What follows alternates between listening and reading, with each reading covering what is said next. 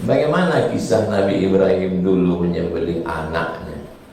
Bagaimana cara malaikat menggantinya? Ya bunayya, wahai anakku, inni ara fil manam, aku menengok dalam manam. Bagaimana cara Allah mengirimkan pesan kepada Nabi Ibrahim? Inni ara fil manam, manam mimpi. Inni azbahuka, aku menyembelih lehermu.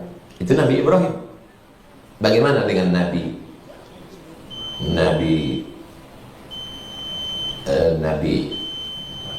Yusuf alaihissalam? Inni ra'aitu ahada asyara kawkaban wasyamsa wal qamara ra'aituhum li sajidin. Aku melihat dalam mimpi ahada asyara 11 bintang, wasyamsa matahari, wal qamar bulan, ra'aituhum li sajidin, ku tengok mereka bersujud juga dalam mimpi. Bagaimana dengan Nabi Musa? Wa auhayna ila ummi Musa, kami kirimkan bisikan halus ke dalam hati ibu Musa, an ardi'i, susukan anak. Fa in khifti alaihi, kalau kau takut dia ditangkap tentara Fir'aun, fa alqihi fil yammi, hanyutkan dia ke sungai Nil. La takhafi wa la tahzani, jangan kau takut, jangan kau sedih. Mereka menerima signal itu melalui mimpi, melalui ilham. Tapi kita jangan jadi tukang mimpi dan tukang ilham, karena kita bukan nabi dan mimpi kita belum tentu dibenarkan oleh syariat. Maka kata Syekh Al-Musayyar, dosen filsafat akidah di Al-Azhar Mesir, apapun mimpimu, apapun ilham yang kau dapat, mesti ditimbang dengan timbangan Al-Quran dan Sunnah. Kalau bertentangan dengan Quran dan Sunnah, walaupun mimpi kau mantap, datang suara, ya fulan, engkau sudah kuangkat menjadi wali-waliku. Semua yang kuharamkan pada orang halal bagi, dan semua anak gadis sudah menjadi bidadari. Maka antum wajib untuk membacakan ta'awuz dan meniup ke sebelah kiri. A'udzubillahi samil alim minasyaitonir rajim. Yakinlah, karena itu adalah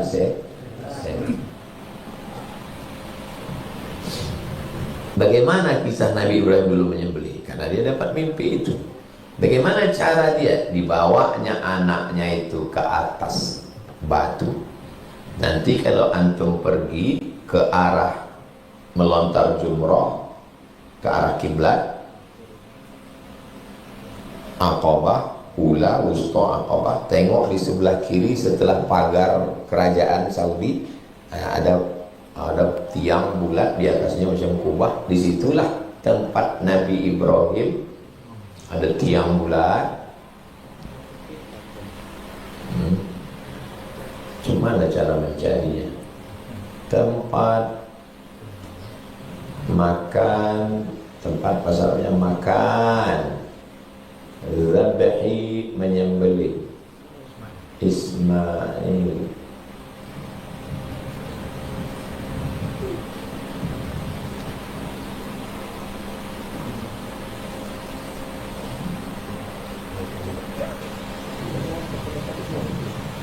Mazbah, tempat menyembelih itu Mazbah Ismail fi Mina.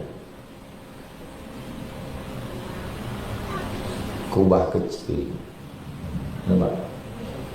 Mazbah Ismail fi Mina, kubah kecil setelah pagar kerajaan, pagar situlah sembelih. Setelah pisau itu sampai ke leher, tinggal menariknya aja lagi. Balik dari sini, ambil pisau, letak. Terasa sejuknya di sini. Sejuk. Pisau itu kalau diletakkan sini sejuk besinya. Tinggal menarik. Fafadainahu bidzibhin azim. Kami tebus dia dengan sembelihan yang besar. Sembelihannya itu kabsh, Bahasa Arabnya kabsh, domba. Kalau kambing yang bulunya tipis, kalau domba bulunya tebal macam rambut Bob Marley. Kabsh, kambing pandor. Kami tebus dengan sembelihan yang besar. Datang malaikat membawa kambing, digantilah anaknya itu, tidak jadi disembelih. Bagaimana caranya Pak Ustaz? Ya caranya gitulah, datanglah malaikat itu membawa. Datang malaikat membawa kambing. Apa kambing itu dipegangnya Pak Ustaz? Apakah tangan kambing itu atau telinganya, apakah tanduk? Tidak disebutkan sedetail itu oleh riwayat. Tak disebutkannya apakah kambing itu di sebelah kanan malaikat atau di sebelah kiri, apakah kambing itu di depan dia, di belakang, dibawanya tanduknya begini, apa diletakkannya begini, tak tahu. Karena tidak disebutkan secara detail, maka ulama berijtihad. Ijtihadnya itulah disebut dengan tafsir birra'i. Tentang ashabul kahfi, anjingnya warna apa, jenis apa, maka ahli-ahli tafsir itu kenapa tafsir itu sampai 1 meter 24 jilid. Kenapa? Karena mereka berusaha beristihad, mengumpulkan riwayat, mendapatkan ilham, berpikir. Karena orang bertanya begini kan karena dia ngaji. Dia mau bertanya itu alhamdulillah, berarti dia ngaji. Muncul di pikirannya, macam mana bentuk kambingnya, apanya dibawa, apanya ditinting, apakah dalam bentuk box macam paket dia. Kita tidak ngaji.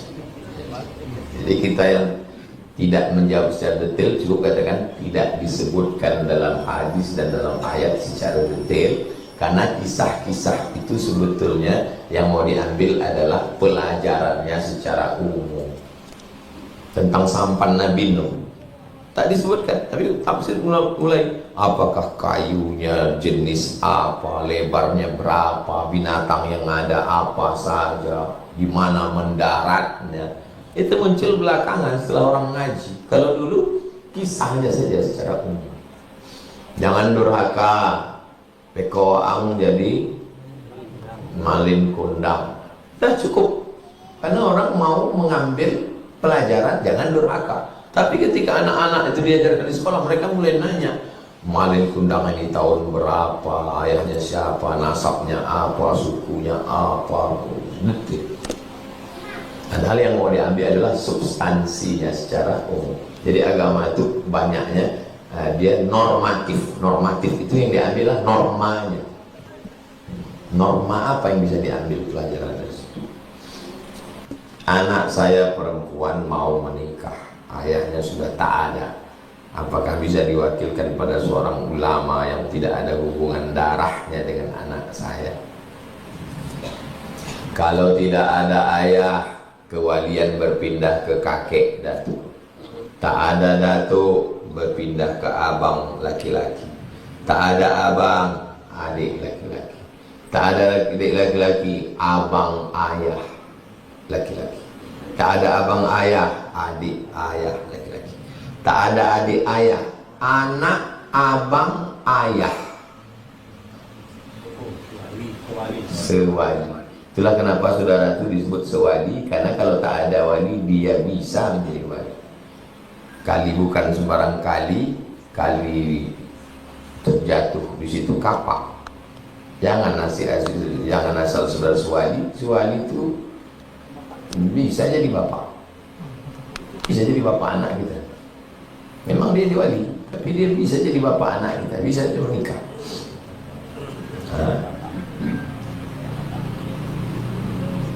Anak abang ayah sewali. Tak ada semua Pak Ustaz, habis semua disapu tsunami. Fasultanu waliyun man la waliyalaha. Maka sultan menjadi wali bagi orang yang tak punya wali.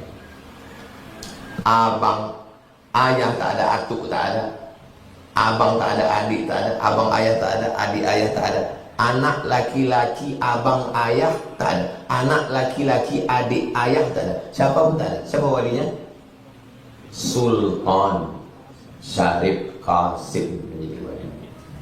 Sultan Syarif Qasim menunjuk mufti. Mufti siap. Mufti itulah yang menikah. Sekarang ada anak ketemu di depan pintu masjid, perempuan, pas dia mau nikah, siapa walinya? Siapa wali? Sultan. Sultan Syarif Qasim tak ada. Sultan Syarif Qasim tak punya anak. Dan sekarang Istana Siak diberikan ke Pemda Siak. Kita tak punya sultan. Siapa yang menikahkan? Pak Kua. Pak Kua bukan sultan. Siapa yang ngangkat Pak Kua? Yang ngangkat Kua Pak Kemenak. Siapa ngangkat Kemenak? Yang ngangkat Kemenak menteri. Siapa ngangkat menteri? Yang ngangkat menteri presiden. Presiden diangkat dengan cara demokrasi. Demokrasi datang dari kafir. Berarti dia bukan sultan. Maka semua yang dinikahkan oleh Kua berarti nikahnya tidak sah. Jangan dipotong video ini. Jangan dipotong. Maka datanglah ulama dari Aceh, namanya Syekh Muhammad Wali atau Syekh Muda Wali. Dengan satu lagi Syekh Abu Kutakrum. Syekh Muda Wali tarekat Naqsabandiyah, Syekh Abu Kutakrum tarekat Syattariyah. Diundang Presiden Soekarno ke Bogor. Lalu kata Syekh Muda Wali, Presiden Soekarno adalah waliul amri ad-daruri bisyauqah. Presiden Soekarno adalah ulil amri yang punya kekuasaan darurat. Lalu kata Syekh Muda Wali bertanya, bukan begitu Abu Kutakrum? Kata Abu Kutakrum, betul Syekh Muda Wali. Lalu semua ulama sepakat bahwa Presiden Soekarno adalah ulil amri. Presiden Soekarno mengangkat Menteri Agama, Menteri Agama mengangkat Kanwil, Kanwil mengangkat Kan Kemenak Kota, Kan Kemenak mengangkat KUA, KUA bisa menikahkan. Itu kenapa KUA tidak ada perempuan. Semua KUA laki-laki. Paham?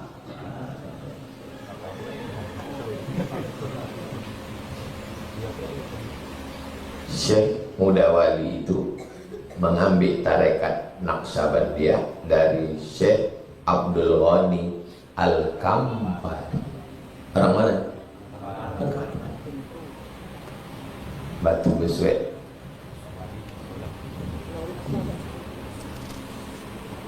Syekh Muda Wali punya anak laki-laki.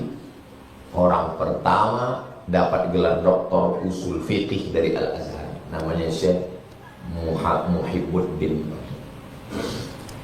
Kenapa takbir Idul Fitri hanya 1 hari dan takbir Idul Adha 4 hari?